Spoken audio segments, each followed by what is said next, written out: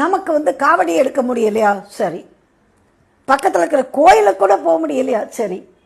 நான் சொல்லட்டுமா, உங்கள் வீட்டில் முருகன் படம் இருக்கு இல்லையா, அதை வைங்க.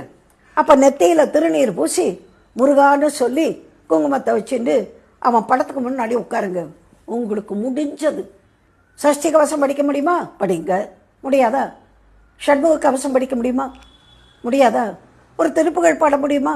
அதுவும் முடியாதா? முருகா சரவண பவா நாமத்தை சொல்லி விரதம் இருங்கள். மதியத்திலே அவனுக்கு எது பிடிக்கும்? ஒரு பாயசம் அல்லது ஒரு பழம் அல்லது ஒரு பஞ்சாமிர்தம், ஒன்றுமே இல்லைம்மா.